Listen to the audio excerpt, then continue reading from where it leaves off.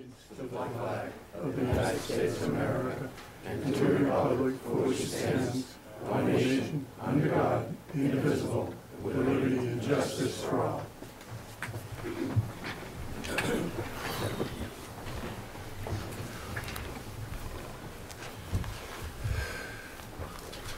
Begin the meeting with a moment of silence.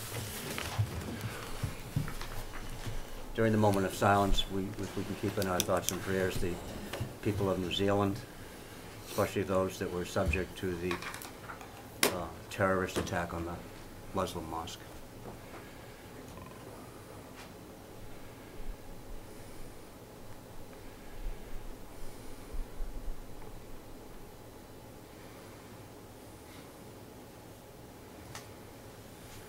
This meeting is being recorded and televised by the local cable company.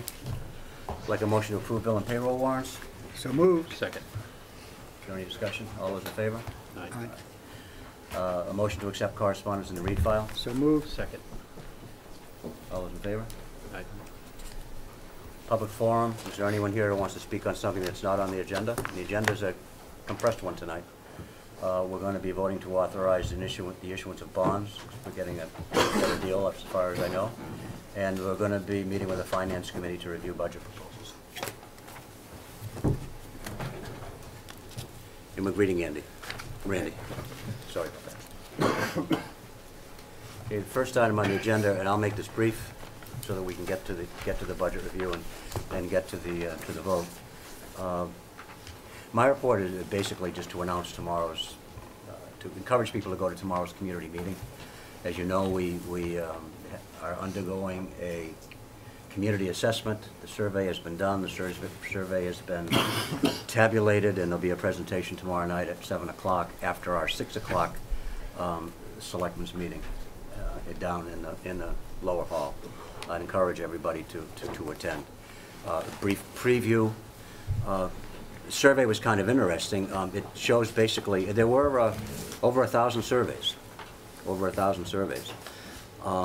Basically, it showed that it's going to show that we, at least I hope it does tomorrow night, or I'm lying now, that we like our town. We like the quality of life in Whitman. We think it's a good place to live. We'd like to improve the schools and the roads. As we have it kind of established what we've thought for a long time, what we've tried to do for a long time, and that's to avoid layoffs and to keep our taxes as low as they possibly could be. I think we've been successful at doing that, but as you all know, we're running into a roadblock this year. When asked on this survey about whether or not an override would be supportable or supported, interestingly enough, 62% of the people who answered the survey said they would support an override. Of those people, the 69% of those people thought that if an override were to happen, some of the money should go to the schools. 56% thought that it should go to the police. 56% of those people thought it should go to the fire department. 47% of the people thought it should go to the DPW. Tomorrow night you'll get a fuller explanation and review of that report. I unfortunately can't be here tomorrow night. I have a family obligation that I have to deal with tomorrow. There's been some talk also, just one other thing I wanted to mention, as we are looking at our budgets and know that it's going to be a tough year. One of the positions that has come under some scrutiny, from what I understand, is the position of Assistant Town Administrator. What I'd like to do is to remind people that over the 2 years that she has been serving as Assistant Town Administrator, Lisa has been responsible for $676,000 worth of grants that we have received. Grants that will, some of the grants that will decrease our payments in the future on things like energy, for example. $676,000 over the last 2 years that she's responsible for managing and procuring. And I think that's something that, that's a figure that's greater than we probably thought was possible at the time, but I want to just acknowledge that. Town Administrator's report, Frank? I defer to tomorrow. We've got a lot to cover tonight. Okay. Okay, great. Mary Beth, you're on. So I'd just like to give you an update on the police station refunding. The refunding issue went to Margate yesterday, and the principal amount refunded was $5,775,000. The town received a total of 8 bids. The winning bidder was Fidelity Capital Markets with a PIC, or true interest cost, of 2.0178789. The refunding bond sale yesterday realized a total budgetary savings of $564,631.09, much more than originally estimated at the end of January when we did some projections. So the market was really favorable, and it was a good sale. About $50,000 a year in savings for the next 11 years. So a vote of the Board of Selectmen is required tonight, along with the signature of the clerk of the Board of Selectmen. And the vote has been incorporated into the agenda and will need to be reflected, of course, in the minutes. The bonds are expected to be delivered tomorrow, so we will need to have those signed by the clerk of the Board of Selectmen and a majority of the board. And I'll notify Frank as soon as the bonds are received. Okay, any questions? Okay, you have this in writing. Is there a motion to vote? Yes, I'll make that motion to approve the Second. bond. You think it's necessary to read the whole thing? No, Lori, is this the agenda we circulated? Yeah. The agenda contains the entire text of the vote. Okay, is there any discussion? Questions? All those in favor? Refund? Aye. Very good, thank you.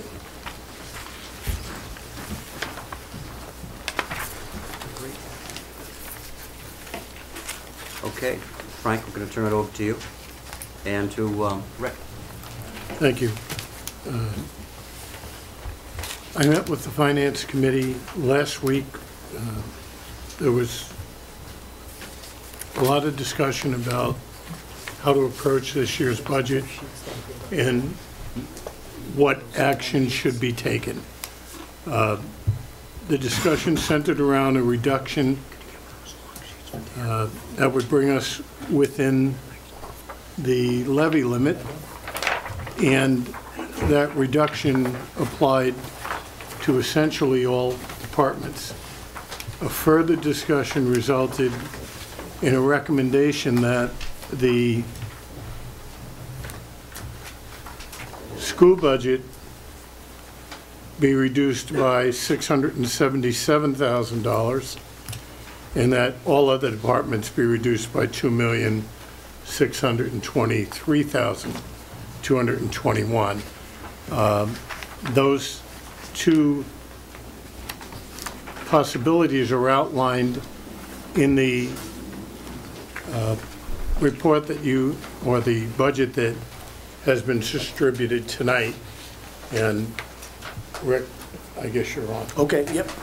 So just to back up a bit, Mr. Chairman, since our last meeting last month, the Finance Committee continued to evaluate the most effective approach to conclude this budget cycle. Acting on the recommendation of the town administrator, we suspended the scheduled meetings with the department heads and devoted the entire March 5th meeting to drafting a budget with Article 2. As a first step, the committee calculated the projected $2 million deficit at roughly 6% of the total. This was then divided by department based on the percentage of the total each department was allocated in the previous budget cycle. It was generally agreed that this approach was the most fair and equitable distribution of the liability. In the past 2 weeks, we have continued to debate both the formulas and the ultimate presentation of the budget to town meeting.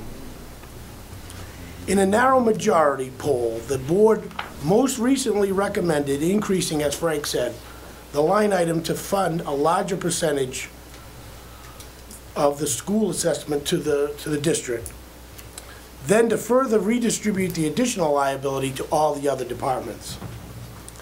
So we continue to meet during sometimes contentious process with the town departments to review their budget requests and to provide them with a real-time update of where the board stands for a recommendation at town meeting in May. Mr. Chairman, at this point in time, I believe the Finance Committee has arrived at a responsible draft for an extremely difficult recommendation for this budget cycle. I would also like to take this opportunity to recognize the efforts of the town administrator and accountant for bringing necessary financial information to the table. To each department we have met with this year, we appreciate the passion and commitment you have demonstrated throughout this process, and sincerely hope we can all say at the end of the day, we have the best interest of the taxpayers in mind. We are now looking to this board to continue the discussion and outline, I think Frank can outline where we are now with two scenarios that we're going to present to this board tonight. Okay. Thanks, Rick. Does anyone else want to chime in with any? Frank? Okay, if you look at the budgets that are in front of you, and I'm not going to read line by line, but I am going to note that these reductions will cause significant impacts on all of town services. The just hitting the highlights, selectmen either reducing 277, reducing 36,000 or 65,000. Accountant reducing 14,000 or 25,000. There were 2 employees in the accountant's office. There were 3 employees in the selectman's office. Assessors cut 19,000 or 36,000. Collector reduced 45,000 or 82,000. And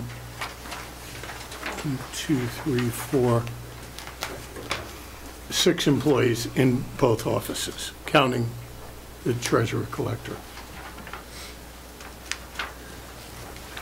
There are budgets we can't cut, simply can't, because those services have to be rendered or are required. One of the examples is the law account. Technology, reduction 40,500 or 73,009. I gotta put my glasses on. 73,500. Clerk's office, minus 20,000, minus 37,000, and I'm rounding. Maintenance, and maintenance in this case applies. We have 1 employee who maintains the town hall and also provides systems maintenance and support to the other town buildings as needed. That budget would be reduced to either 23,000 or 41,600.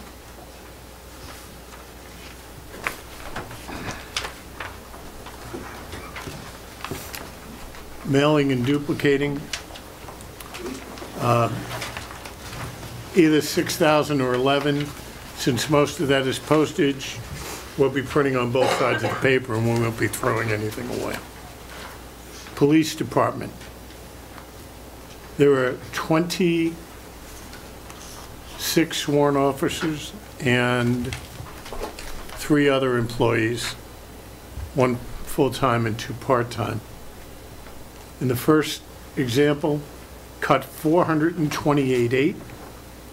In the second example, 779,000.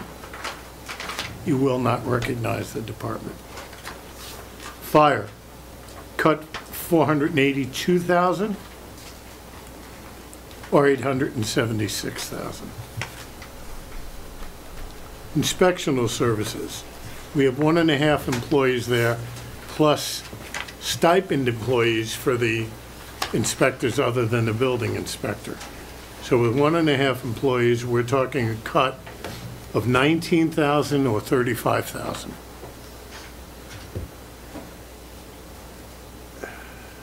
For total public safety, we're talking $933,000 in the best case scenario and $1.7 million in the worst case.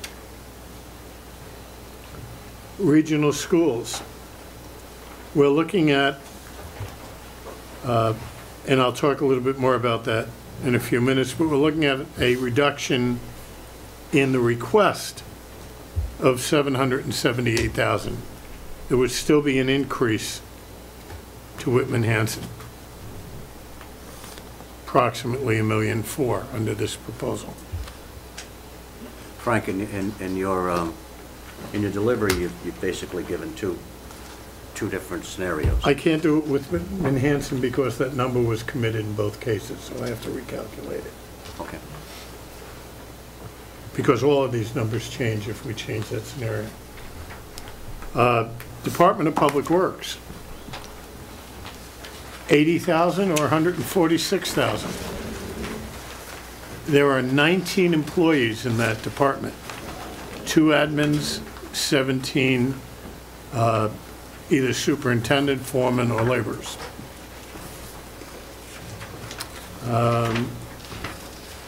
Health, $21,000 or $39,000.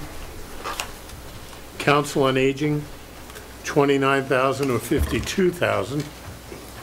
Again, we have 3 part-time drivers, 2 part-time clerks, a full-time admin, and a director. So the total impact of health and human services is either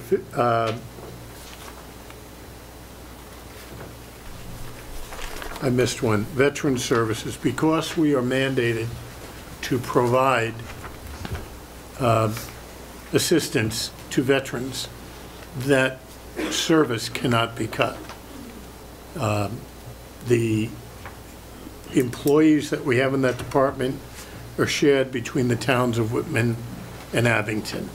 Any cut there would break the district and involve us trying to find a way to provide services with less money, trying to hire an agent for less than we're paying now.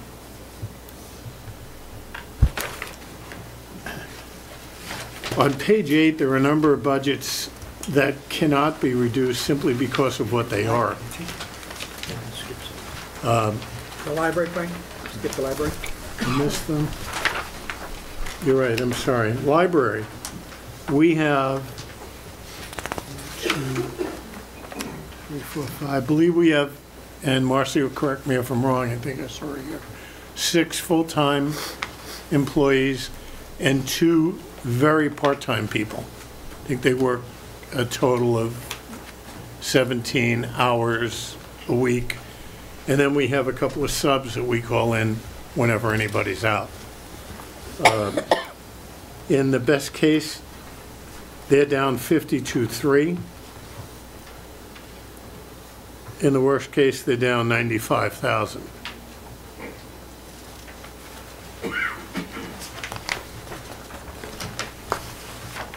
And then the other budgets that we're talking about that are subject to cut are street lighting, park maintenance,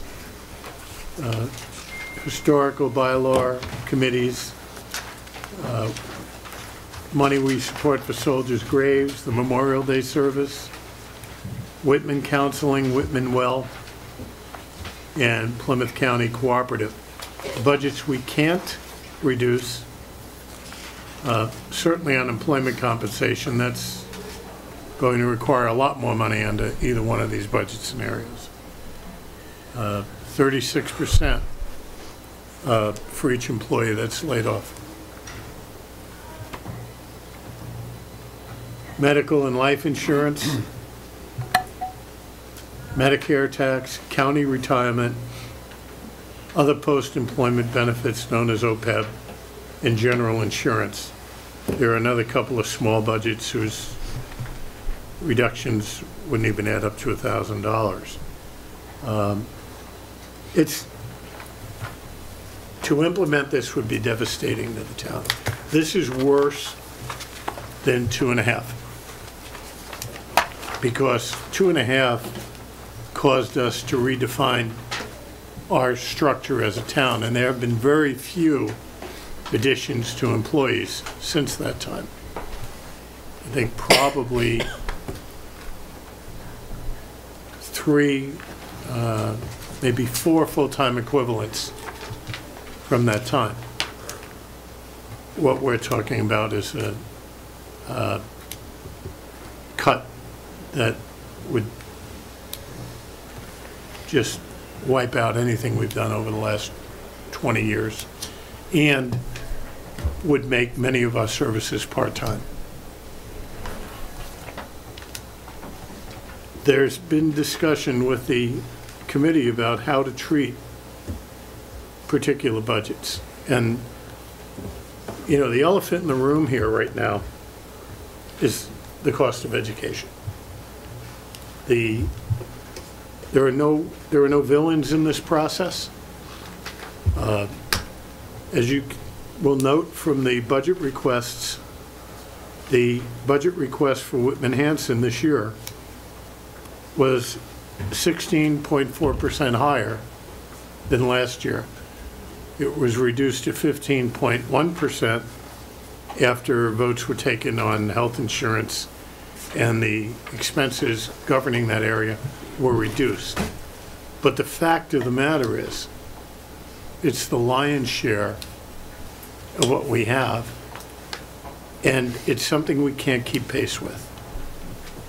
This year, the town's growth in this coming year in Prop 2.5, which is the 2.5% on top of the levy we already have, and the new growth, is approximately $970,000. So in order for us to live within the revenue stream we currently have, our total increases for all departments would have to be equal to or less than $970,000. The fact of the matter is, we can't provide the services that we provide with that limit. Every department contributes to the operation and services that people have come to expect. And every department will be significantly impacted by this. We are going to be requesting a Prop 2.5 override. We're going to identify how budgets will be impacted by that. But this budget assumes that we adopt a budget for 2020 that does not include an override. And you can see the conditions that creates.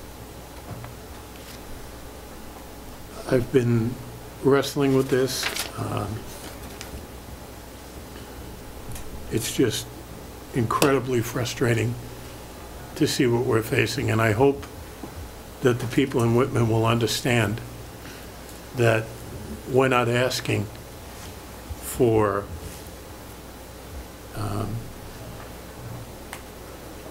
wish list things. We're not even asking to be made completely whole. Even with an override, there'll be some budget reductions.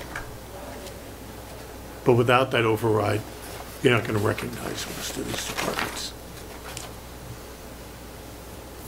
And how much will that override be, Frank? We proposed $2.5 million. And what's the sustainability over that over 5 years? Well, that, first of all, in order to establish that, I don't know that anyone in this room or anywhere is going to provide a 5-year budget forecast. Okay, can we provide any forecast? We can. Has this board in the last 7 or 8 months done anything to bring us any further to an answer of what sustainability will be in this town? And the answer is no. We should be embarrassed as a board, to be honest with you, that we sit here on March 19th and there is no answers for anything. We have done one thing this year, one policy, other than that, brought 4 car dealerships to this town. Nothing. We do not have a personnel plan. We do not have a policy study. Selectmen's handbook, where is that gone? That was a hot ticket item for 3 meetings, had to get that done, but we haven't gotten that done. But we do hear that, you know, Lisa got $666,000 worth of grants, and I'm kind of frustrated by the statement, because I look into this room and I see a young firefighter back there who risked his life in a multiple alarm fire, and he's one of the firemen that will be probably laid off. Okay, what was that? What's the value of that? Okay, it's difficult decisions. I'm sorry, Lisa, but you know what? How many of these guys, how many policemen, how many DPW workers are going to be laid off? Everyone is going to feel the cuts. And for the schools, and I see some school committee members sitting here, $3.6 million wasn't even feasible. I mean, let's honestly talk about this. The town brought in $970,000 worth of growth, and you came back with a $3.6 million number. How can we deal with that? I mean, Bob, honestly, how could we possibly, when that number got proposed, how could we deal with it? It's not even feasible, right? And can I ask you this? Why aren't we going to the statutory method when we're using to fund the foundation budget? I've asked Fred Small that. Because by my calculations, that saves the town of Whitman about $450,000. But that's never approached. And when you bring it up, it kind of becomes a dead issue. So one of the things I was going to ask this board tonight is to rethink entering in, because I was not in the affirmative on the issue, is to rethink entering into the regional agreement. Because it's a broken system. It's not working for this town. But something needs to be done. So are we going to leave this meeting here tonight, and again, nobody has any answers? Because that's what it seems, the way it seems like it's going, that's what's going to happen. We're going to read some numbers off a piece of paper, but not be able to provide any answers to any department head of what's going to go on with their department. This is getting to be a joke. We are getting to be a joke. I'm sorry I had to say that, but I mean, to sit here and read off spreadsheets that if you go through it, some of it doesn't even work. The numbers aren't even correct. I mean, this is getting frustrating. And imagine being that person whose job is on the line in July. And I've been in that situation. And it's horrible. All right, not knowing what's going to happen. And by this time, we should be able to provide some answers. And we're not. And you know what? We're floundering. It's the hamster in the wheel. And I'm sorry, but it's just gone on too long. So who can provide me some answers?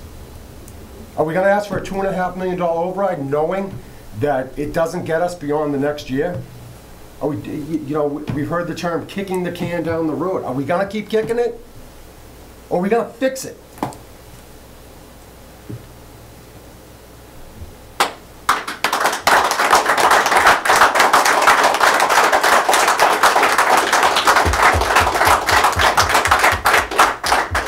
Anything to say? I have one question, Frank. What is the increase in just the town's budget? Not counting Whitman Hanson Regional. Just the town's increase. We get $940,000 in extra revenue this year over last year. That's the new growth. So out of the $970,000, is our town budget more than that? I think the last time I looked at it, it was around $400 and something thousand increase over last year. No, there's about a $500,000 increase. Okay, 500,000. Okay. In other So departments. 50% of the new growth, the town will sustain the town the way we were, the way we've been running it, and the other 50% goes to the regional Whitman Hanson, but it's not enough. That's the problem. The way I see it when I read it the last time. I mean, Like I said, the elephant in the room is the school budget. Right. It has been for the last several years. now if we get out of the region, that's not going to, Randy, why do you think that's going to help No, us? we're not, I'm not talking about deregionalization. And You I just know said that. No, I didn't say that. I did not say I wanted to deregionalize. What I want is us to right into that new agreement that they'll follow the statutory formula, which is what they should be following, which is why the town of Whitman does not receive all its Chapter 70 money. And why there's Can you speak on disparities. that, Bob? And I know Mr. What- Swallow. Randy, that all, Right up here, Bob. What's the statutory? I understand your frustrations, because we're very frustrated too. Our costs go up just like the town's municipal costs go up, and they're spiraling. We have $8 million worth of unfunded mandates. Bob, I know, but- And that's the real elephant in the Let's room. address the elephant. That's the elephant in the room, when 3 million of them are funded and 5 million of them aren't. Why I mean, is it's easy to Whitman point not at that, receiving but its we Chapter we 70 bleed too.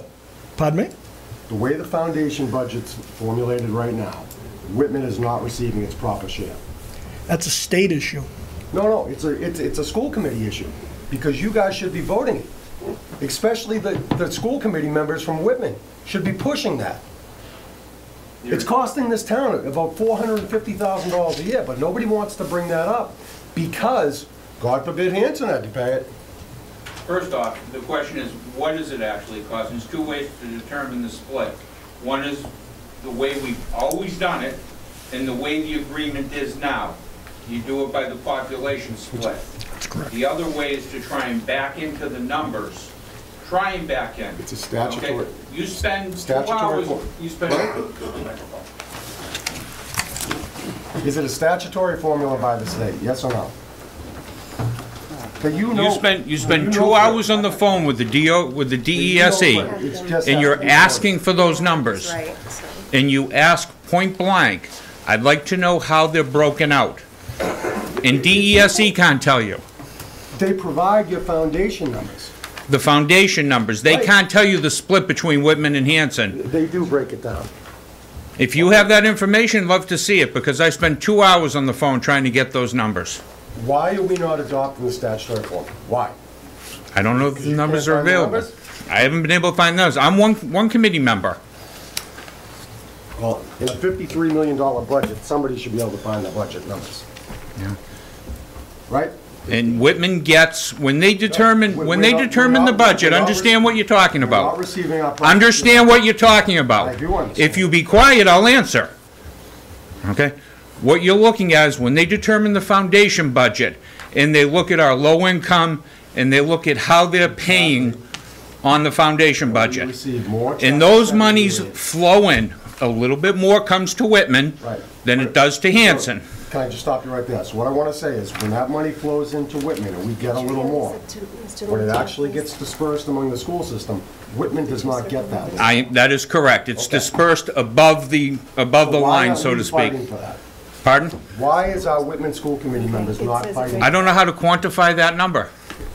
Mr. Lamatina, there's numbers here for you if you would like to, that kind of prove what you're saying. It's the DLA sheet, but it just basic aid, but if we give you percentages or an idea of percentages of how they're dividing up percentage-wise. Selectmen Lamatina, excuse me. It circles the educational aid, you are correct. Yeah, it seems like somebody got it. Thank you. And you asked me for it, and I believe I returned a phone call, left you a message, told you I was having an issue, never heard back from you. Well, we're talking about layoffs in every department, okay? And- I have a lot. and I understand that. I have a lot of confidence in you, trust me when I Okay? say that. And I understand that, and Really believe do. me, the last thing I want to do is to see one department pitted against another.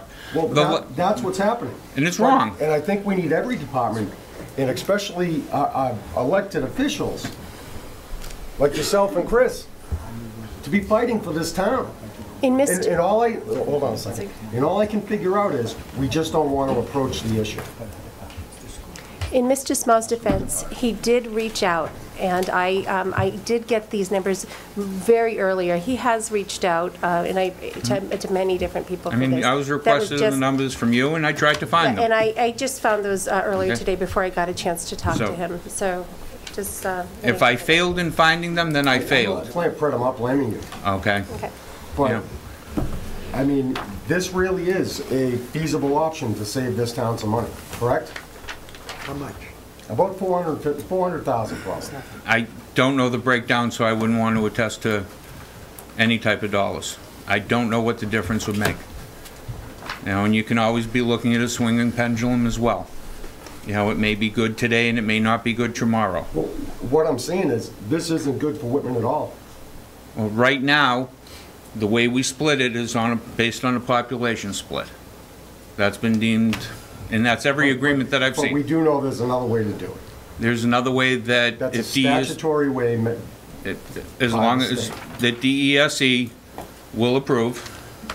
Well, of course they will. We had a committee. We looked at the regional agreement. If you guys back out of it, if you guys don't recommend it to town hall floor, and we start all over again.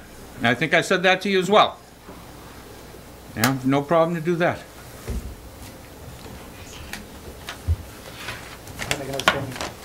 Randy, you said that you thought that we as a board have failed. Well, what have we done, Dan? Let me finish, please. Let me finish, please. You thought us as a board had failed in our process of running the And I town, appreciate it. yet. No, I didn't say process of running the town. So I'm sorry if I said. Well, that's what I took it as, because. As far as this budget cycle, But what I am looking at is, our town budget has gone up, Frank says, approximately 500,000. We get $970,000 of new growth. So we're within our new growth, our town budget, way within 50% of our new growth. Consequently, if it was just that, there'd be no layoffs. of course not. But you're not including the largest department Is in the the town. schools, right. So Okay. I guess what I'm saying is that you gotta look at controllable numbers in the school department and in the town department. Dan, why is South Shore VOTEC thriving? We control the budget. No, it's because you constantly get your assessment. Oh, yeah. The assessment that you Yeah. ask for. Right. Okay? Yeah. That's not happening with that. Oh, So, okay. so why is our school failing? It's because we're not funding it properly. Right. The school. Okay, but South Shore VOTEC gets their full assessment every year, Dan. Yeah. And But- they're a thriving school, and we're Right, gonna yeah. lose more and more kids out of our district going there, because fact of the matter is, they're offering a better product. Yeah, well. And it's thank because you. they get their money, Dan. Right, They're thank you. Plain and simple. Yeah. I think the biggest thing that don't want to happen is I don't want one town employee to lose their job. Well, I don't even think that's an option. I think we know as we sit here right now, barring an override. So I think we can stop saying that. We don't want employees to lose their job. I can look around right now and see people in this room that are gone because we don't have the money. So where are you gonna cut? You're gonna say, you're not gonna give it to the school? Well, that's the thing. You're not- That's so you don't- that's the question, that's the answer we have to make. Now I'm thinking, Frank, is it possible to go with a double override? I mean, a two-way override, one for the town and one for the school? Why don't we put an override in for VOTEC? We don't need it. No, that's what we'll do. We just won't fund VOTEC and we'll give them an override. You can put in I like as, what you're thinking. you can put in as many overrides as you wish, and they're voted, it would be a menu, and they're voted in increments. What we were talking about was an override and a debt exclusion. Two different, Actually, there's more than one elephant in the room. Randy's been eloquent about talking about one of the elephants. Elephant in the room is the fact that because of the way the town of Whitman is, where it's situated, people that live here, geography of Whitman, we have not had the growth to grow the way we should be growing. It's an awful statement, but that's sort of what I meant. One of the elephants in the room is that we need an override. People in the town of Whitman, if they want the services that they've been having, if they want the services that these people here, they're gonna have to pay for it. They're gonna have to pay for it. We can't say that this, we're gonna pass a budget dependent upon an override. There has to be an override for anything like this budget to pass. It has to be. Suggesting that it's okay, I'd like the schools to be terrific, but it's okay if you don't vote for an override. That's just not going to work. The elephant in the room is we need an override. There were three approaches to dealing with the shortfall. And the shortfall isn't something that the Board of Selectmen could have taken care of in the past year. They weren't going to raise that kind of money. I know what you're saying. You're saying that, believe me, I know what you're saying. And I appreciate what you said. An override is necessary. The figure is something that we have to work out. The debt exclusion is necessary we can stop paying for the new police station and the repairs to this building and the fire station under the levy limit by having a debt exclusion for that. And the thing that we just signed, we just voted on this evening, is going to save us money down the line as far as that bond is concerned. So there are two things to happen. The other elephant in the room that we brought up more than a month ago is that the employees of this town have to think about how much they value the service that the town is provided also. Meaning, and this is a bad phrase, meaning they have to seriously consider whether or not they can forego a raise for a year or two to give this town some time. Forego a raise. Now, I know that that's unpopular. It's about as unpopular as saying that maybe we ought to look at privatizing the ambulance service. Now, I didn't say that. We know that. Have to think about the wage freeze. Override, debt exclusion, wage freeze. That the people that live in this town, that work in this town, that depend upon this town for their livelihood, or that live in this town and want the town to remain as the kind of town that it is, a town where they think it's good, it's a good place to raise children, has a high quality of life. They want that kind of town, they're going to have to pay for it. It's been the goal of this Board of Selectmen for as long as I can remember to, and I've heard Dan say it a million times, not lay anybody off, keep the taxes low. That has happened, and it's put us in the position that we are in today. So something has to change. And short of Market Basket showing up across the street, or short of an industrial park being built where there's conservation land, it's not going to happen. It's not going to happen. The schools have to be able to help us out too. You all know my position on the schools and what the position has always been. However, it's kind of difficult to, in 1 year, increase their budget by 11% as far as we're concerned. Then the next year, have the schools ask for a greater increase when we're facing this kind of a situation of a revenue shortfall. It's a revenue shortfall. But there are multiple elephants in the room, and we have to recognize they're bumping into each other. I have a comment, Frank. Maybe if you don't. Yeah. If we do, say, a $3 million override, covers everything, where are we next year? You know, but a few minutes ago, you talked about the budget growth in the town versus the budget growth in the school. Right. Most standards, if you look at most communities. The school is part of the town. Let's just not forget that. Well, I want to make that's where I'm going. Okay. Most communities contribute 70% of their growth each year to education. Because we're a region, for some reason we look at it differently. But that is a fact. If you look at the communities around us, approximately 70% of their revenue is going to support the schools of their new growth each year. Our new growth at 970,000, 680,000 of that should be committed to the schools.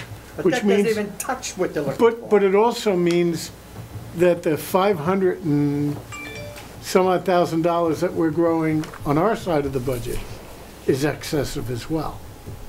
I mean, we have built up some significant costs over the last several years, but we cannot run the cost of education because the system requires so much in resources. And I don't have an answer to that. Obviously, the answer is we get better funding from the state. If they want to mandate services, they pay for them. But they've already told us they're not going to do that. So that isn't an option. So the options we have now is determine how we support all of the budgets for the town. And obviously, an override will get us through to next year. But I can't tell you, and Bob, I asked that question when we met. You can't tell me what next year's budget's gonna be. So forget about a 5-year budget plan. Yeah, but Frank, the biggest or the largest budget cost that is controllable by the selectmen and the school committee is payroll. That's true. That's the largest amount. So consequently, we look at what we can afford to give for raises without crippling the town. I'm gonna say the school committee has to do the same thing. What can they give out raises that won't cripple either Whitman or Hanson, the available monies? That's the only, I mean, that's what I did when I ran the warehouse for Star Market, controllable expense. That's the main thing. And is that happening? I don't know. See, I don't know what the school committee gives out for raises, both teachers, both union and non-union, and right thing. I don't know. So I mean, are we, and what we're giving out raises for union and non-union personnel.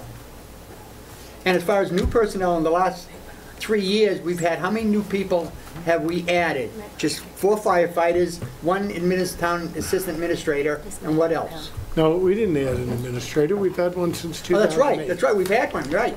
We've always had one. That was So not a new position. So we increased the town personnel by 4 firefighters, that's it. So I mean, we've got to look at ways that we're doing things. Carl, I think Fred wants to speak. Sorry, yes, Fred. If I could just address something. You asked how we got here. Last year when we were doing our budget, we had no idea that when FY18 closed, special education transportation, $897,000 of not a penny is reimbursed by the state. That's the cost to transport a special education student from our district to an out-of-district placement every day, because we don't have the services available for what that child's IEP is. That's not for one child, that's No, that's total, but $897,000. By the luck of the draw, you can get one child that can cost you over $200,000. The good news is, once you spend 4 times X amount of dollars in a formula, around $40,000, then you get a percentage of that money back. Not transportation, just in tuition. Right. But $897,000 alone. This year, right now, we're almost $650,000 over our sped line. These are unanticipated expenses. To know what the crystal ball holds for next year, we don't have an idea. Is it an issue? Heck yeah. You know, is it fair to everyone else? Hell no. You know, I just want to make sure I brought that up. You know, when we gave the schools 11% last year, I felt good about that, because this was at Brian's suggestion, or at his motion, that the schools weren't having to fight on their own for an override to get what they needed. It seemed like it was balancing the scales in a way that hadn't been balanced before. Frank very clearly, almost a year ago now, at the town meeting, because we had done that, told the people that were there, if they were listening, that next year we're going to need to have a substantial override for next year. That's been out there. It's been out there for a year. This situation has been out there for a year. Somewhere along the line, we've been trying to get the people to think about the fact that we're in a dire situation, and that we're going to have to reach into their pockets in order for it to be solved. We have to continue to do that. We have to be positive about that. We have to not look upon the debt exclusion and an override and a possible wage freeze as a pit, as something that's terrible to do. It's something that this town maybe has to do. Next thing that has to happen, though, is that and I hate to say this, if that doesn't happen, Finance Committee is going to between now and town meeting, talk to their department heads and say, what are you going to do when you have to cut $204,000 from your budget? What are you going to do? What is it going to look like? People have to know what it's going to look like. I think we have to do the same thing. Yeah. Yeah, you have to know what it's going to look like. You know, there are two ways to go about presenting an override, and that this has been rattling around too.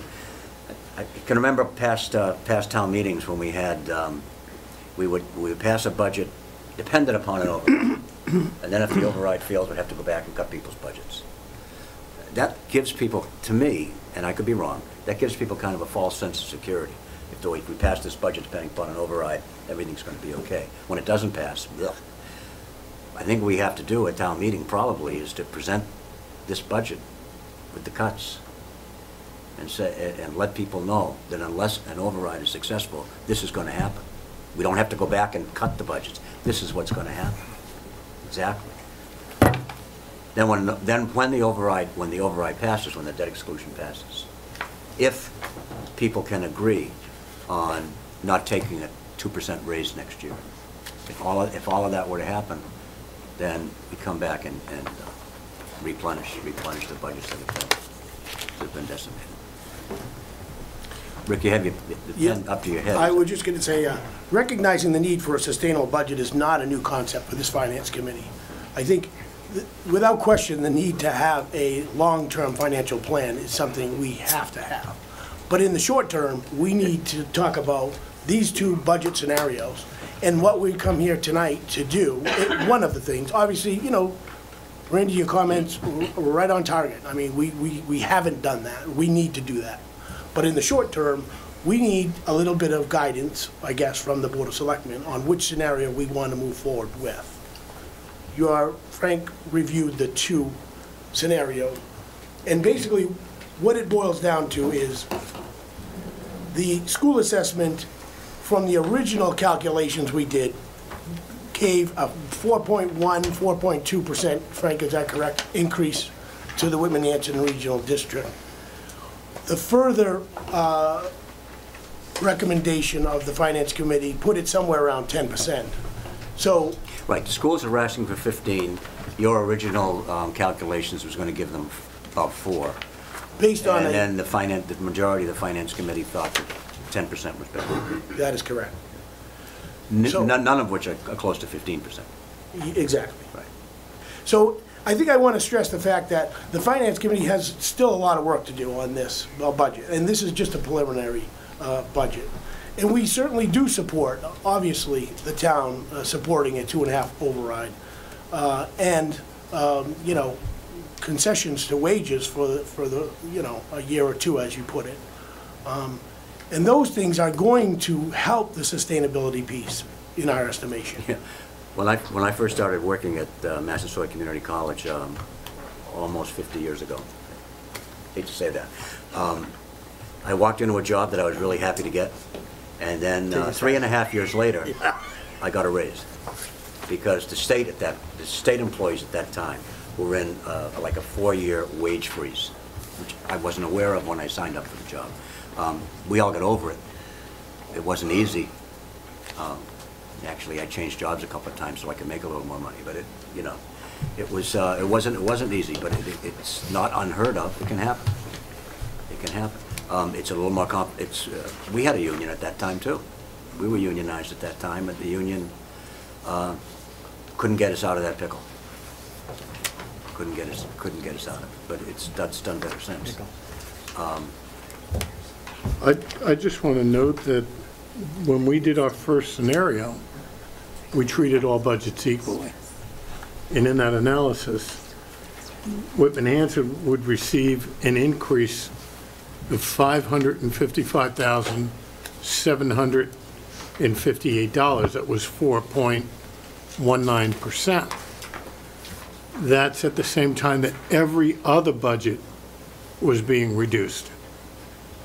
And that was an attempt to hold the schools harmless. After discussion, the recommendation, not unanimously by your committee, was to support a 10% increase. But as you can see, that 10% increase is devastating to all the other departments. Yeah, the second, he was giving two figures for each department. The second figure was based upon the schools getting the 10% increase. Right. And that's why we want to continue this discussion Yeah. and find a justification for that 10%, or not find a justification. Yeah, and, you know, and as far as sustainability, long-range plans and all of that, that's valuable, yes. But unless there's some way that can make money, it's not gonna help us. Right. Planning doesn't make money. Carl, you have someone waiting at the mic. I do. Oh, sorry. Yes, Scott. So I just want to say a couple things. Listening tonight, I've watched every meeting since July 1st of last year, or the meeting prior to, when this committee gave the schools a double-digit increase, which was kind of against what the town administrator was originally planning on. What you said tonight was the fact that the townspeople need to understand and townspeople need to know where we're going and how devastating these numbers are going to be. But here we are, March 19th, and nothing's been sent to the town, nothing has been brought to the town, nothing has come from this committee, like Randy said. I've watched every meeting, I've seen people laugh, joke, talk about things. These are our jobs, these are our livelihoods that you guys are laughing and joking about. I've been to several meetings with the town administrator about the wage freeze, with other public safety union members. I've yet to see other members from other committees, other unions at these meetings. Since July 1st, we've all talked how devastating these budget cuts are going to be to public safety, DPW, etc. across the board. We're looking at losing half our department, and you're talking about giving us wage freezes. We bargained faithfully with this department, with this board. We've given up things for those wage freezes. Those were done faithfully. For you to say that, I've heard it twice at two different meetings, that we need to do this, the unions need to do this, it's irresponsible. What happened here back in June was irresponsible. It's what the townspeople want, what the townspeople want to vote, should vote on. If the money is there to sustain the town budgets, if we give up our wage freezes, our department is cut in half. Half the guys have no jobs, lose their livelihoods. That override passes, there's no guarantee that that money comes to our department or corrects our wage freezes. So all I've been hearing at several of these meetings, finance committee meetings, we need to do this, we need to cut, we need to cut, we need to cut, we need to give back. But we keep talking about the big elephant in the room. We've all been transparent. We've all put it out there, what we lose and what we have and what we get. Nothing has been transparent. And I'm all for the schools. The schools need to improve and they need to get everything. But they're increasing and we're cutting. And if that override passes, more money goes to other departments and nothing's guaranteed to us. But I think it's very unfair what I've heard in the last several meetings, that the unions aren't doing this or aren't pushing what they need to do. That's very unfair. We bargained faithfully with this department in this town. That's unfair to say. No, I don't think. I've yet to, other than Randy, I'm sorry, Mr. LaMattina is the only one I've seen at these meetings. I've yet to be reached by anybody, by either committee. It's just unfair to say what we're doing when nothing has been voted on, nothing has been said from us. I'm not, Scott, I'm not sure you're I've been to different meetings than you've been watching, I guess. Because I don't recall a lot of joking about any of these matters at all. When I talk about wage freeze, and wage freezes can be permanent or they can be postponed. I know I forget how many years ago, maybe Bob can help me, but the school people postponed a wage they were going to have. They received a wage increase later on down the line, and that was all agreed to. Mm-hmm. I'm not asking for anything different from that. What I'm saying is we know, and if you've been here for all those meetings, or if you've been watching them, you know that we have a revenue shortfall. You know that we have that. If there's a choice between your postponing for a couple of years your wage increase, and you're losing fellow members. And that's what the choice might be. I would hope that you would think seriously about. We're thinking very putting it off. seriously, and I think it's very unfair for this committee to put that on the employees of this town. Well, what we don't want to do is to see the employees of the town go away. And like I Nobody said, does. and None of us that hasn't happened yet. That has never happened yet. And I don't want this to be the year in which it happens. So all I'm trying to do is to think up as many ways as possible for us to avoid that.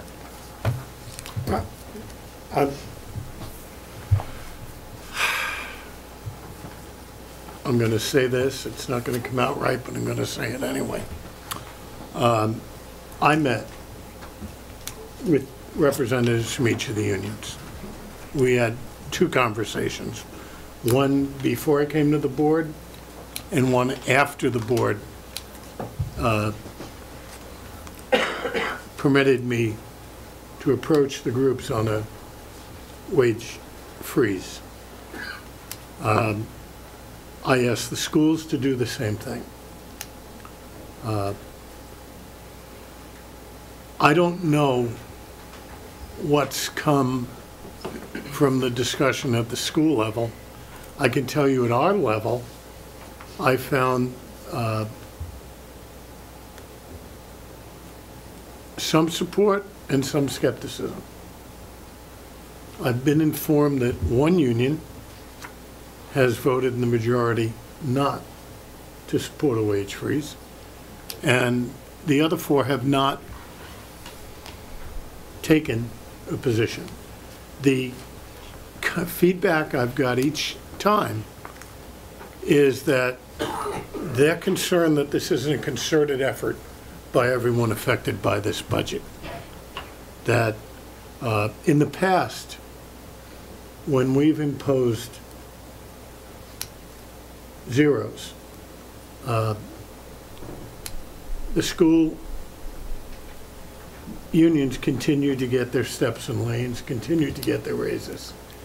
And there is a huge amount of skepticism on the part of the unions I've met with that they're going to be making a sacrifice that isn't across the board. Now, I don't know how far the discussion has gone at the school level. I'm not going to ask it at this point unless Bob is willing to bring it into the open, but it's not a dead issue yet. We're at the point where we've met with the unions, and the unions are talking internally. We haven't had any result either. We haven't got an answer.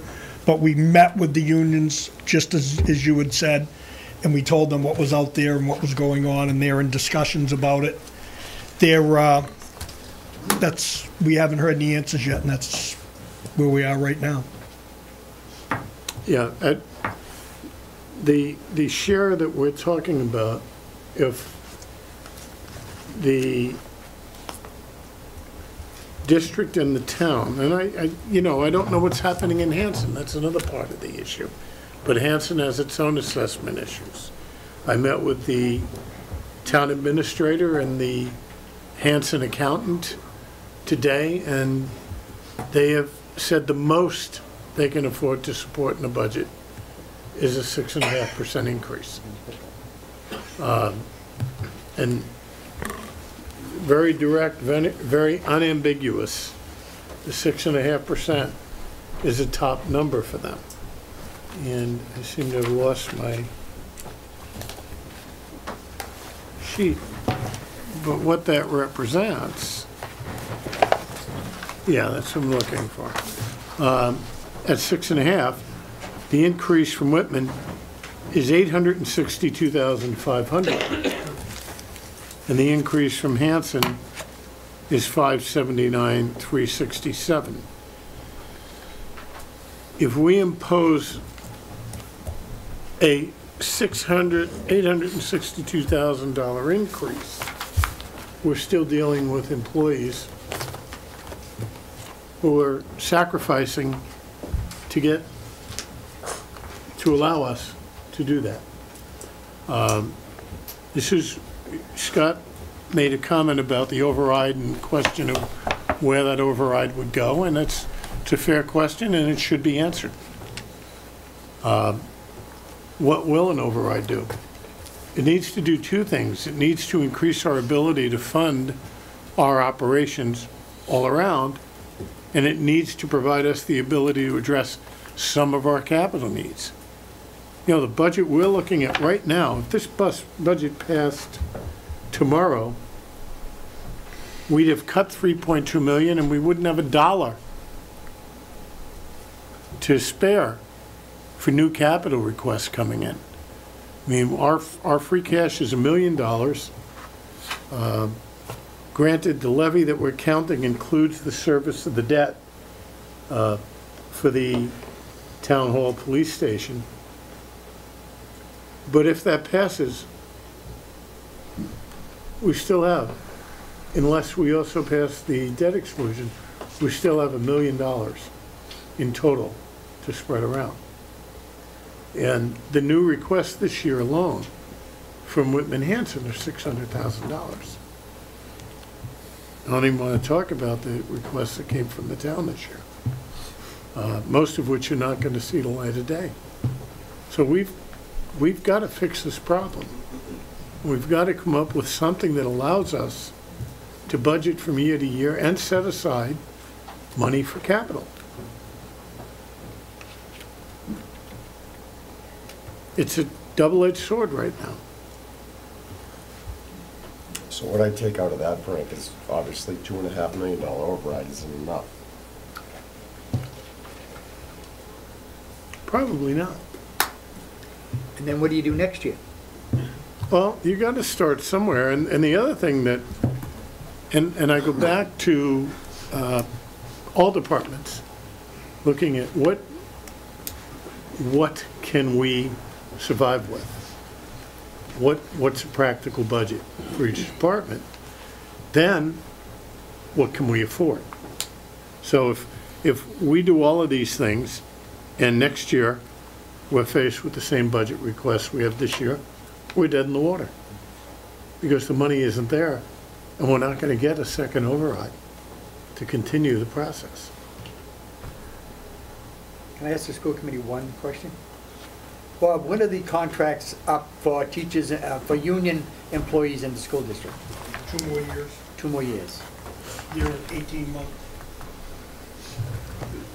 We're on the second and the third. This will be our third year. All contracts were up June 30th, Right. 2020. So there was a dollar figure associated with the wage freeze as well, we came up with at our last joint meeting, if you recall, and it was in excess of $1 million if we could get the unions to support that portion of it. That does increase the sustainability piece, and it does give us some capital to talk about our capital projects as well. Yeah, but you know, and keeping what Scott had to say in mind, the wage freeze shouldn't be like the magic bullet that's going to fix everything. It isn't. I think it's a comprehensive part of the entire budget solution. Yeah. I agree with what Rick said. We gotta find little ways all around to move forward.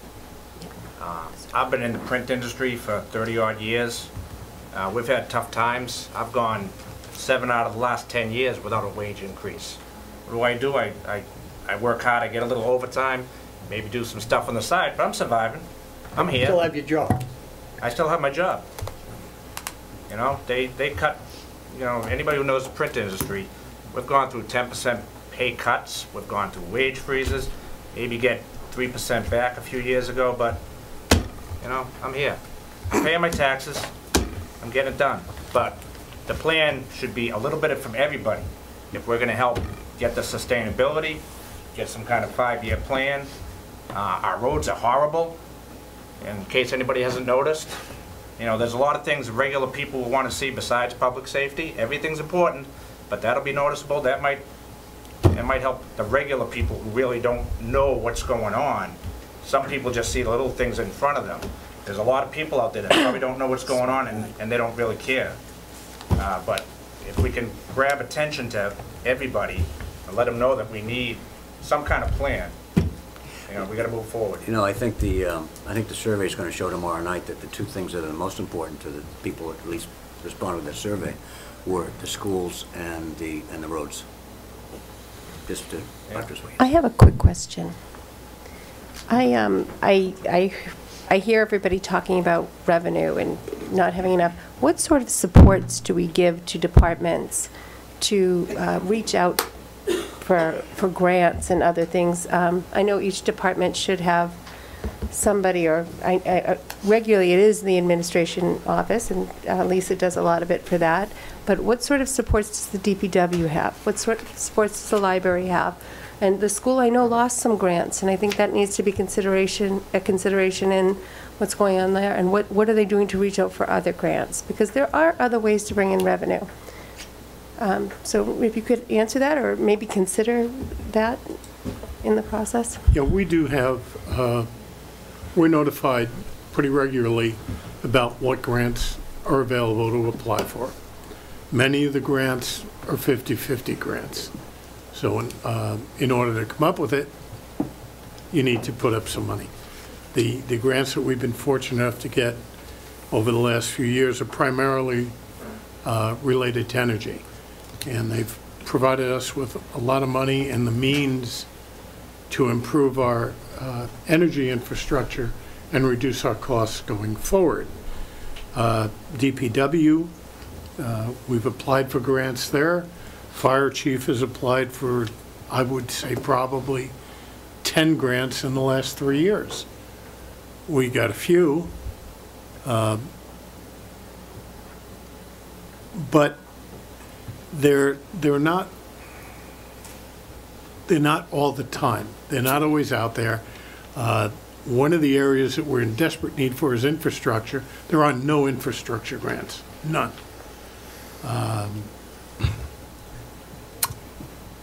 Technical assistance grants we've been successful at getting, but typically most of the grants in play are technology, public safety, and public works, and we've been successful in getting those. It just, there aren't enough there that it's going to bail us out or even significantly reduce our costs, because most of them end up requiring additional costs. So we're not going to, we're not a blighted community. That's number one when you reach out for grants. By designating themselves a blighted community 6 years ago, Rockland got $1 million and rebuilt their sidewalks and dressed up their center of town.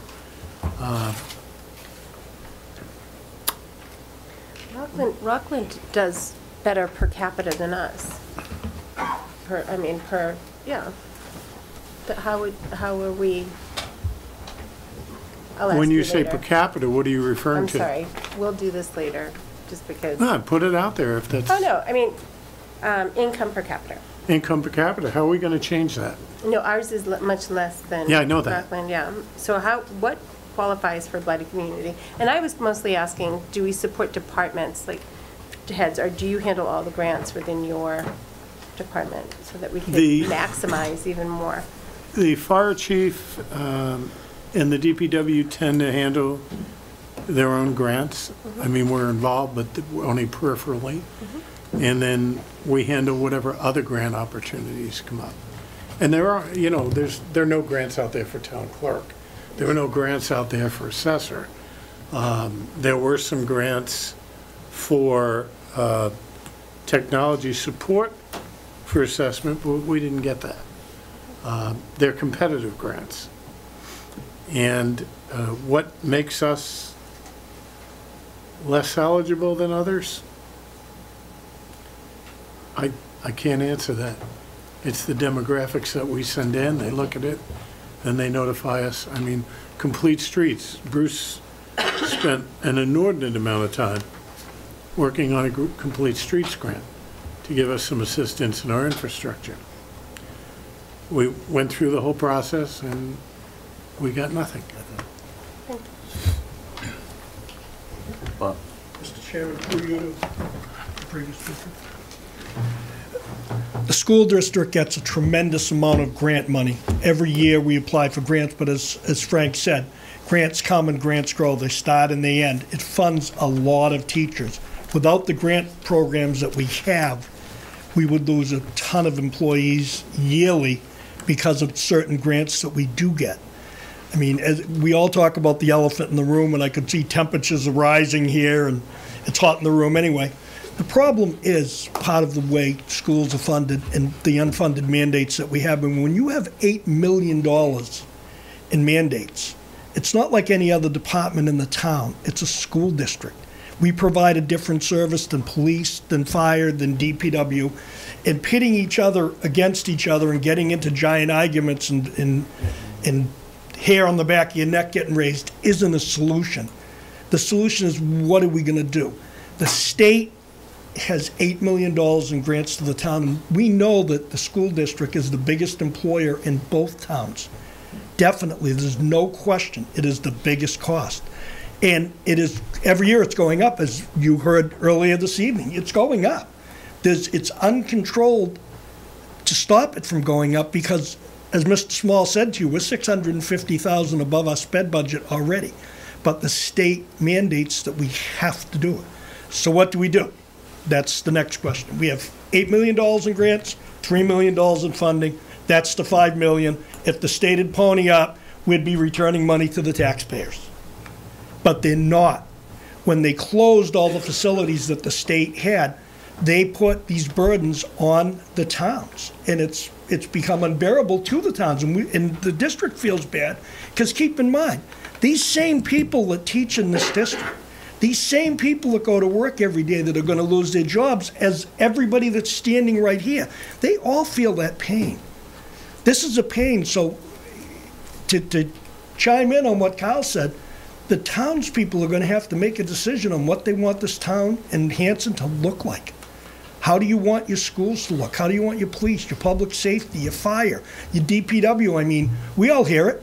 When we close school for a day, I hear both sides of the story. We walked in snow 5 feet deep, we did this, we did that. That was back then. Today, the other day, we had 100 kids sick. We closed a couple schools to clean them. We don't know how it happened, but it happened. But it comes at a cost. These are expenses that you can't control. We would be controlling them. This committee of 10 people are very dedicated, as everyone in this room is. No one's saying that anyone in this room, whether it's this board, the firemen, the policemen, or anybody, they're all dedicated public people that are here trying to do the best that they can for every single citizen in both towns of Whitman and Hanson. When Hanson has a fire, you see the Whitman fire trucks fly there. When Whitman has a fire, the Hanson fire trucks do. It's just a big fire on Commercial Street. I don't think anybody's questioning any of the professionalism of the people. It's how do we fund this runaway train? And that's the whole thing. I think part of it is Mr. Small does it pretty frequently, calls up state legislators, called up Brady's office and gets on them and gets on them and gets on them. That's part of the problem. I see Randy's frustration. I've spoken with Randy personally on the phone. Good guy. Gets frustrated. I understand it. We all do. It's a tough job. Everybody in this room is looking for a solution to a pie that's this big. To quote Josh Cutler, increase the size of the pie. How? It's not going to fix this yet. I'm sorry, it's not. Well, can I say, yeah, I understand what you're saying, but what I have to say is the one controllable expense we have, the biggest controllable expense we have is in the budget, is salaries. That being said, if your gas and electric bill goes up, you don't have steak that night, you may go to mac and cheese. I think what we need to do as a town and as a school region is to look at that and know that uncontrollable costs are going up, like unfunded mandates. If we can't do anything about that, let's do what we can about what we can control, and that's going to have to be, I'm sorry to say, salaries and anything else that we can do with lighting and stuff like that to get that down. That's the only answer I see. That's what we did at South Shore Votech in some of the things. We just control the budget. And, you know, it's kind of tough. I mean, that's why I asked you when your contracts are up. You know, it may be something to say, look at guys, the towns can't afford this, what you're looking for. I'm sorry. You know, that's just my, You know how I am. Dan, I don't, Yeah. Go ahead. I don't disagree with you all, but we're 18 Yeah. months away from that next contract, and you probably are too. And as Mr. Figgins, I believe, just said, they bargained in good faith. They came to you in good faith. Now, we'll in the same way with the teachers. We're 18 months away from what you're talking about, and maybe on the next contract, we can get some relief on that, but we're talking today. When we lose students, and I love South Shore Votech, and it was said that they provide a different service or they're doing it better. No, they're doing it different. They offer a way different service. It's a fabulous school. Right. We lose kids to charter schools that don't even come to Whitman-Hanson because we don't have all-day K, so they never come. They don't come then, and they never come. Well, every time that happens, you're losing a piece of the pie, and the state's funding it to them, and we're losing it at Whitman-Hanson. So it costs us. Last year, I think it cost us right around $400,000. That's $400 that you just lose. You know, there's a lot of parts, moving parts integral to a school system, the same as there is a town.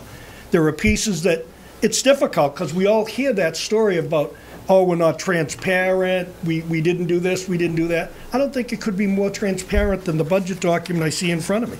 I think you did a great job providing it. I think the school district, we used to provide a 90-page booklet, and people said, stop giving us so much information, it's confusing us. So we controlled the pages and brought it down to an easier way to read it. I don't think that it's any of the above. I don't think anybody in this room is really totally to blame. I think the State House is partially totally to blame on how they do it. And now we've come to this road. We're at a crossroads now where it's in a crisis. What do we do? I think that is the question we need to answer if we possibly can. And I sat with Frank as early as today, right? And we talked about this. It's difficult because it's not $100,000, it's millions of dollars. So Right, and the reason I made that statement is, like, say we ask for a certain amount override, and the people of Whitman say yes, and Hanson says yes. Now, next year, if both the region and both towns don't control their budget to know exactly what we can afford, right, then we're gonna be back in the same issue. That's what I'm saying. So that we need to be looking far in advance to the fact that, okay, if the override passes this year, and we control the budget and everything's fine, and we can control next year, then we should, you know, with the $1 million increase in new growth that Whitman gets, and I don't know what Hanson gets, may be enough to sustain the increases in both budgets. I don't know. That, it's controllable. It's that simple. You know, but, you know, I just don't want to be in the same situation next year. I don't want anybody in a red shirt out there to lose their job, or in a blue shirt, or in a DPW shirt, or a town hall shirt. Don't want them to lose their jobs. Then we failed. I couldn't agree with you more, and we don't want to see anyone lose their jobs, whether it's district employees Right. or anybody that's here in this room. Because I'll tell you one thing, when we call them, they're there. Yeah. They provide a service, and it's good. It's tremendous, actually, for all of them. So it is difficult. Thanks, Bob. You know, we've gotten to a place today where we have a school system that we can be proud of. We have a police department that we can be proud of. And if you can think about police departments in the past and compare it to what we have now, we get terrific service out of our police department. We have a fire department that we can be proud of. It added people last year for the first time in 50 years.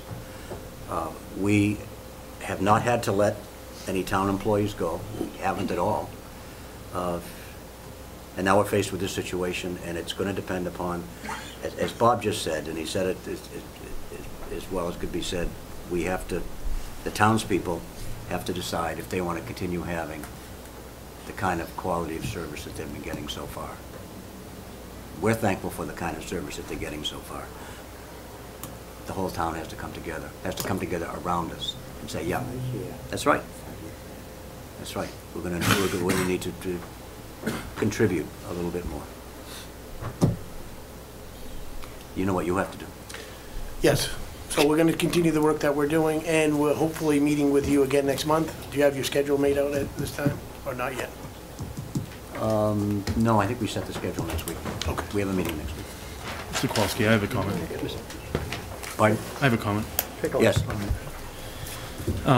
I think we should share the message that an override, the chance of an override passing significantly increase when you do things deliberately and strategically and you implement best practices. And I think the chances of a debt exclusion significantly increase if you do things deliberately and strategically and you implement best practices like a 5-year capital plan.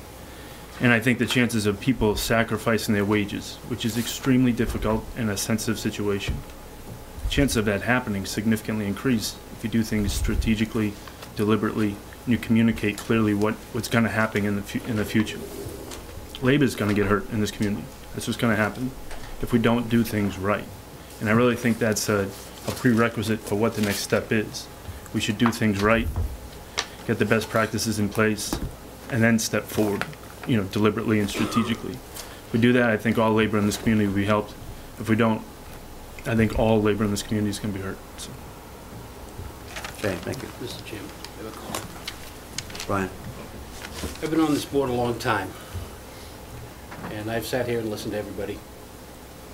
And as far as this $3 or $4 million that we're really in need of, we could have met every stinking day all year.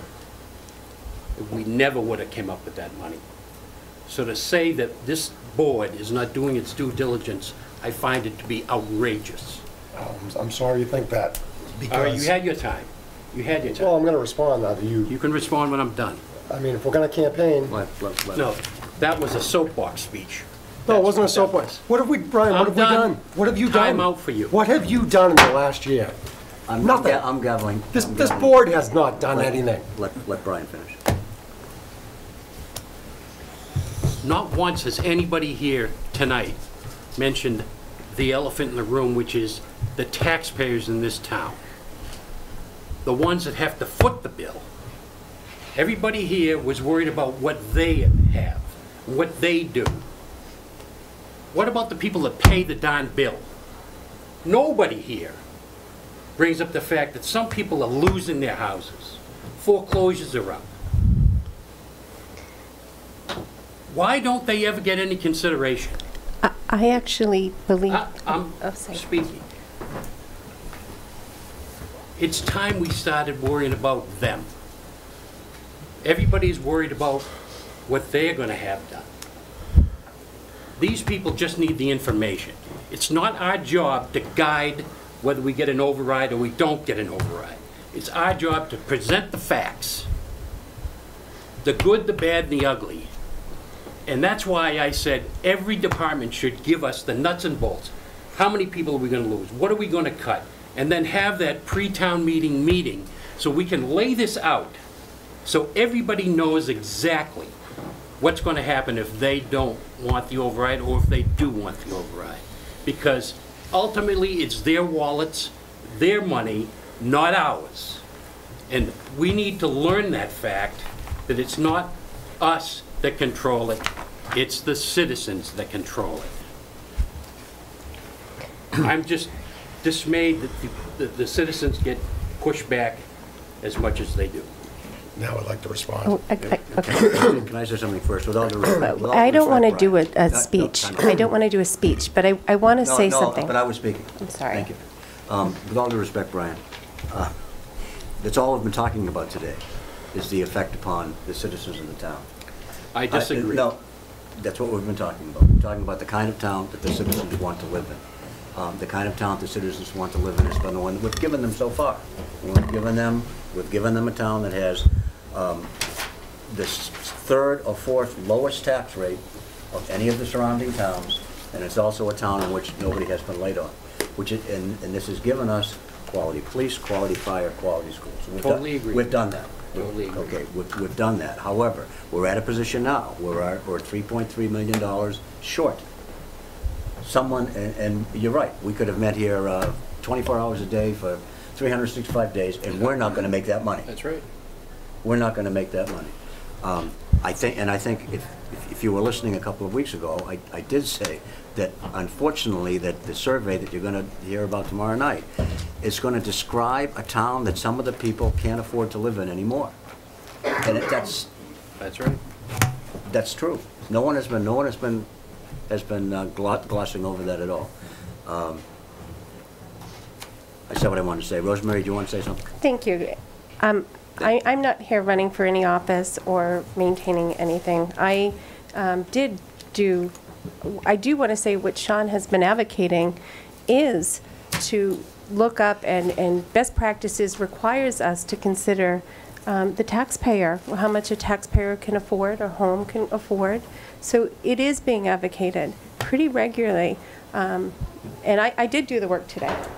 And I did go and look at, this is a pile of, not only like towns, but surrounding towns. And it took me about a day. And I can give you, and I bet it could be more thorough if others participated.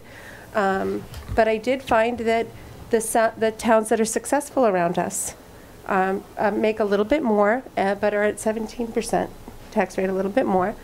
But then to find towns that are a little further away, or per capita, you have to go out a little further. We're not making as much money. You're going to go out to Blackstone. You're going to go out a little further. And at that point, they struggle like we do very similarly. And then you have to look at how they spend their money, and they decide to. So I would love to have people work with me on this. And I've been asking for this within our finance committee. So yes, if you want to meet every single day, I will with you to do that, if that's something you want to do. But I do think it's a little bit of what everybody's saying here. And Ms. Limatine is correct. We could work a little harder. We could have done this a little better. Thank you. I got to give Randy a... If providing information was what we're going to do, it's March 19th, Brian. We've been talking about this for months. And we're going to end this meeting, and there isn't a department head, an employee that knows what's going on. It's a failure. Admit it. No, I won't. It is a failure. That is the We knew at the day after town meeting last year. Get off the stump speech. No, but Brian, That's bull. you hop up on the stump. You're do some bull. work. All right, Bull. all right. I've heard I enough. mean, I've heard Jesus, it. we knew, I've heard and we enough. did nothing. Yeah, then what did you do? Zero. Here's my budget, Brian. Here's my budget. Yeah. Okay, where's yours? Right here. Because this No. is the one that we're going to use. No, here's a legitimate budget that I went over with the taxpayer in mind. Right. And what I have for a budget is to protect services, Sure. because that's what I want to do. Well, that's what this is. This is No. the people can vote and protect services. Really? Because if you actually knew the budget, Yeah, right. you would know this didn't work. You know, these used to have power. But apparently it doesn't have anymore. It's not a soapbox. Yeah. Right. And I did not Keep say talking. that I get it. to Keep talking. negatively affect you. We know. We know. We all So know. you're going to turn it into one of those things. We know where you're Okay, going. you guys. No, I'm not. You guys can carry I'm not this going on. anywhere with Brian. Sure. What I'm saying is we should have done, as a board, a better job, maybe staying on top of these two people, that more got done, so information could have gotten out to the public in a more timely manner. We shouldn't be in this position March 19th when we knew a year ago what we had ahead of And us. they've been working on it ever since. Well, what have we done? Give me some tangibles. What have Do you you done? have any tangibles? You're yeah. part Here. of this board. Here.